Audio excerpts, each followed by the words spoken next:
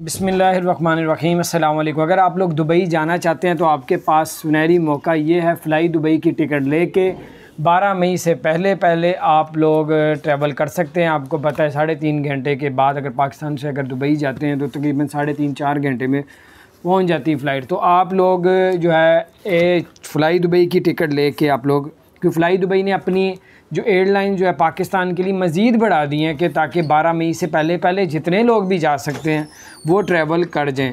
और इसके अलावा वैसे अच्छी खबर ये है कि सऊदी अरब ने पाकिस्तान के 1100 जो कैदी थे जिनके पास सज़ाएँ बहुत मामूली सी थी, उनको कैद में रखा हुआ था, वो इमरान खान जब उधर गए हैं तो उनकी बिना पे जो है 1100 कैदियों को आज़ाद कर दिया जाएगा।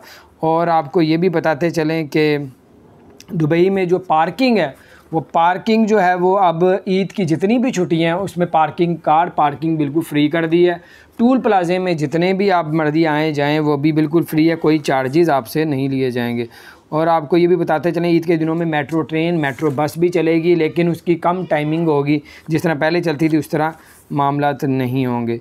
और उसके अलावा आपको बताते चलें अगर आप ईद के दिनों में या आगे पीछे स्कूटी जो होती है स्कूटी चलाते हैं वो अगर आप चलाएंगे तो 300 दिरहम पुलिस ने कहा है दुबई की कि अपनी जेब में रखें और आपको जुर्माना किया जाएगा। और अगर आपके पास नहीं होंगे तो भारी उसके अलावा भी आपको जो है वो सज़ा हो सकती है।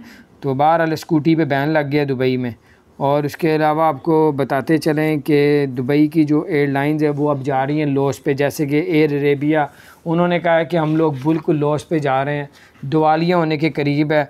और इसी तरह अगर कोरोना के मामला ठीक ना हुए टाइम पे तो जैसे एमिरेट्स एयरलाइन है, फ़्लाई दुबई है और इसके अलावा और भी एयरलाइन है, पूरी दुनिया की जो एयरलाइन है वो इसी तरह लॉस पे जा सकती हैं, दिवालिया हो सकती हैं। तो बहरहाल ये कुछ अपडेट्स थी, मैंने कहा आपके साथ शेयर करूं। अजमान में जो स्कूल है वो 4% के साथ खुला है, 4% बच्चे आएंगे, 100 में से सिर्फ 4%, बाकी 96% उन्होंने कहा है कि वो अपने घरों में बैठ के ऑनलाइन अपने जो है वो पेपर अदा करें, जो भी पढ़ना है वो पढ़ें।